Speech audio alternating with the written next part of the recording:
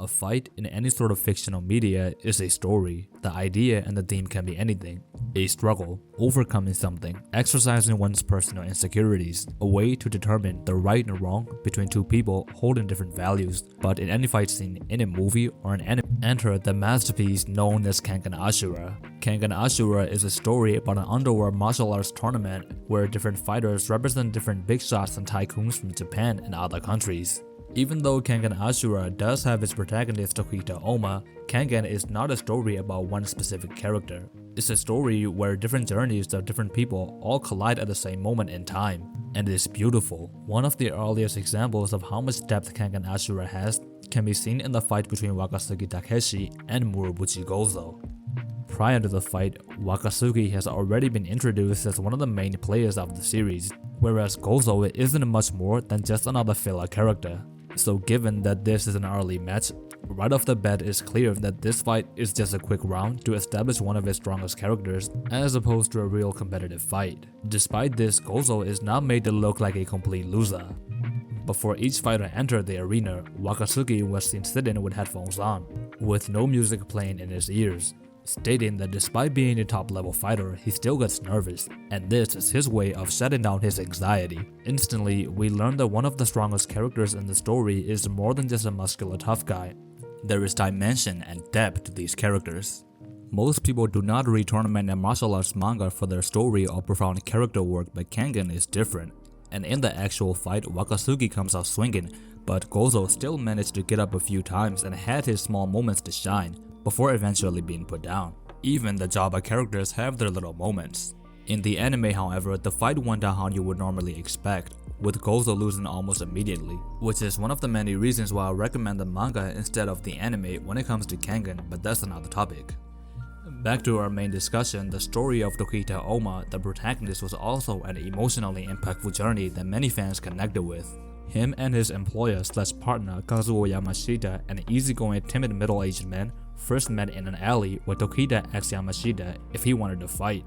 This was at the very beginning of the story when Oma was a vile, unintelligent Neanderthal. Nonetheless, Oma and Kazuo would begin their odd bond, and Oma would enter the Kengan Annihilation Tournament, an eliminator-style martial arts tournament used to determine the next CEO of the Kengan Association. Throughout the entirety of Ashura, Oma's story was one of tragedy and making peace with himself, a bittersweet too-late theme. Due to his harsh upbringing in this lawless area called the Inside, Oma was largely an emotionally distant person at the beginning of the manga. He also has memory loss but recovers bits and pieces of his past as the story progresses, mostly recalling the times he spent in the Inside with his mentor Tokita Nico.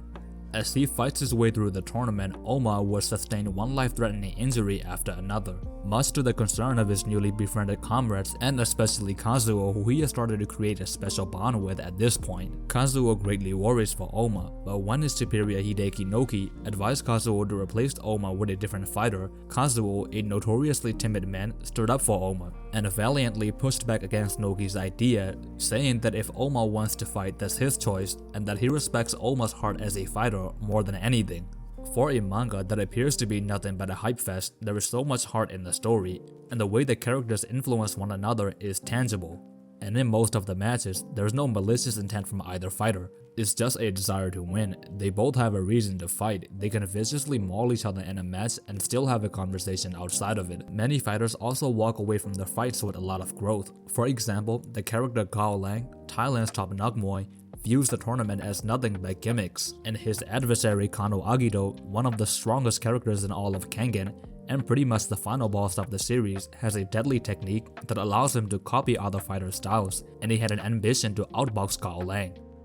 When the two fought in one of the best fight scenes in all of Kengan, both characters were developed further. Kano was unable to defeat Gao Lang with his boxing alone, walking away with a wounded ego and a newfound understanding to be less overconfident. On the other hand, Gao Lang also came to respect the other fighters and judge the tournament as a whole after his loss to Kano. It's picture-perfect action storytelling, with the action being used as a vehicle to move forward the plot progression and character development instead of just being mindless spectacle. Back to Oma for a second. He fought Wakatsuki Takeshi in the semifinals in another classic that really put over Waka as one of the most fun and intense characters to watch. Waka dominated most of the match, just absolutely tossing Oma around while Oma had to put all of his hopes into a counter. Oma does eventually win by the skin of his teeth after landing his strongest counter, Demon's Bane, but this was yet another great fight that made both characters look good. They also had a very sincere moment chatting up with each other prior to their fight. The highlight on sportsmanship and the resolve and morals of these characters rather than a good versus evil narrative is what makes Kengan so special. By this point, Oma and Yamashita have built a genuine bond with each other, and Oma himself is becoming a more meek and gentle person, but it's too late. His body has been abused beyond repair due to his recklessness, and after his battle with Wakatsuki, Oma was a complete wreck. He was practically half dead as he advanced to the finals. But who was his opponent? Do you recall Kano Agito that we mentioned earlier? Surely it's him, right? The obvious final boss of Kengan Ashura. But what if there was another guy who beat the supposed final boss and Oma had to fight him instead, in the state that he is in, I might add. And that's exactly what happened in the final fight of Kengan Ashura. Kuroki Gansai, a peak martial artist, another one of the absolute top tiers in Kengan, had a match with Agito in the semifinals, which everyone expected Agito to win. But after another masterclass of a fight, Kuroki would beat Agito, soundly and decisively, shocking every single reader. You see, this right here is brilliant. When you think about how Oma has to go up against that in the state that he is in, you feel something. Conjure up the imagery of a surfer scaling a tsunami wave. There is a 99% chance that he'll die, and a normal person wouldn't even look up at a disaster like that, but he's excited. This is the best thing that has ever happened to him, and that's what Omar vs Kuroki is. I sound like a broken record at this point, but as you can probably expect, the final showdown was also a classic.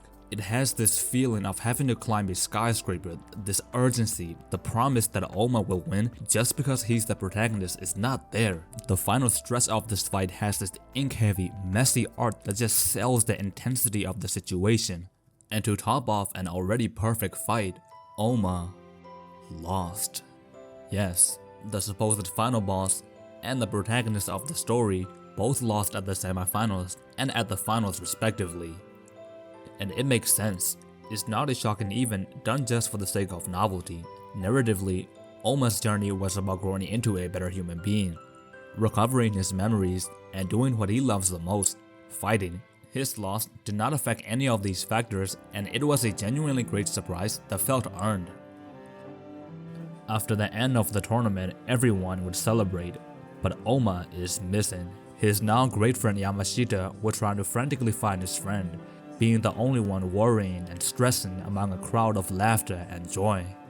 We find Oma sat atop a cliff, looking over at the sunset, once again having hallucinations of his late master Nico, and having a conversation about how he feels pleased with how things turned out overall. A content smile can be seen across Oma's face, all but ready to accept the finality of his situation. A few moments later, Yamashita arrives at the scene, delivering a beautiful monologue about the memories they made, how people that came across each other at a specific moment in time and spent days together will eventually go back to being strangers again, a happening that we've all experienced in our own personal lives. Slowly, Yamashita would turn towards Oma with tears pouring down his eyes, saying farewell to his friend who, and I quote, has just entered a long slumber. The first time reading Kengan Ashura is an experience that I will never forget. You look at this manga with crazy fights and over-the-top character designs, and you would never expect the story to be as profound as it actually is. But you'd be surprised just how attached you become to all the different characters after you finish the manga. The fights are the climax and the main attraction of the manga, but it's the moments and the things that happen in between the fights that are special.